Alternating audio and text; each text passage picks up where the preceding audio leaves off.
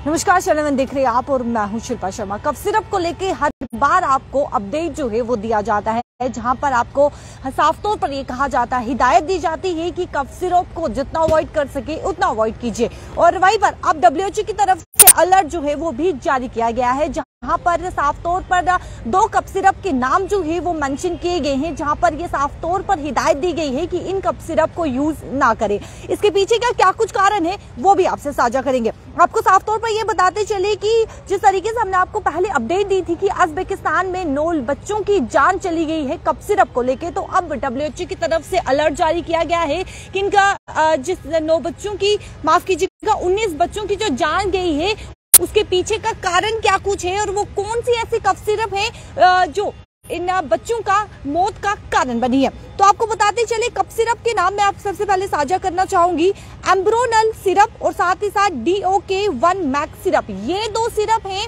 जो कि WHO की तरफ से अलर्ट जारी किया गया है कि इन कफ सिरप को यूज ना किया जाए, क्योंकि इन कफ सिरप में जब आपको पता चले जब लेबोरेटरी में इनके एनालिसिस की गई तो उसके बाद सैंपल में यह पाया गया कि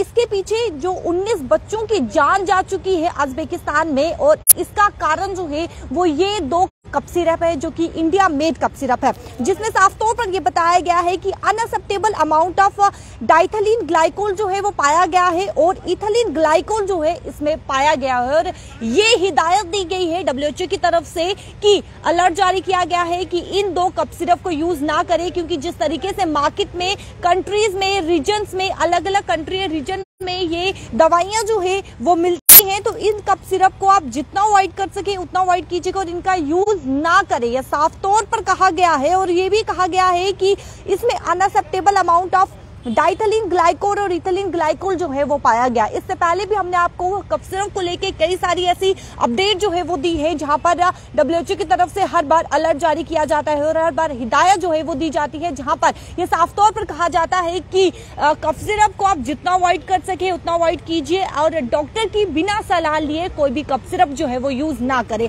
अब साफ तौर पर 2 कफ सिरप का नाम यहाँ पर मेंशन किया गया और ये कहा गया है कि इन कफ सिरप को आप यूज ना करें, क्योंकि इन कफ में अनएक्सेप्टेबल अमाउंट्स जो हैं वो पाए गए हैं।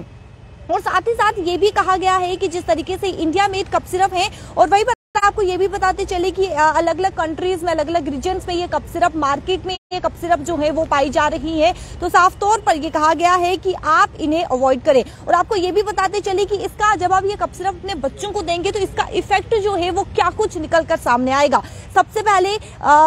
पेन जो है वो एब्डोमिनल में पेन जो है वो होना शुरू हो जाएगा, वॉमिटिंग जो है वो शिकायत होगी, डायरिया की शिकायत होगी, उसके बाद inability to pass urine, headache, altered mental state and acute kidney injury, ये जो है ये इफेक्ट होना शुरू हो जाएंगे। जब आप अपने बच्चों को अगर ये कफ सिरप देती हैं तो ये इफेक्ट जो है वो होना शुरू हो जाएंगे, जिससे ये मौत का कारण भी बन सकती हैं। और इसीलिए आपको ये हिदायत दी गई है, WHO की तरफ से ये अलर्ट जारी किया गया है कि इन कफ सिरप को यूज ना करें, क्योंकि इनमें अनएक्सेप्टेबल डाइथिलीन पाया गया है और इथिलीन ग्लाइकोल जो है वो पाया गया है। और 19 बच्चों की मौत का कारण भी उज़्बेकिस्तान में जिस तरीके से 19 बच्चों की मौत हुई है, तो इसका कारण भी यही है। इसीलिए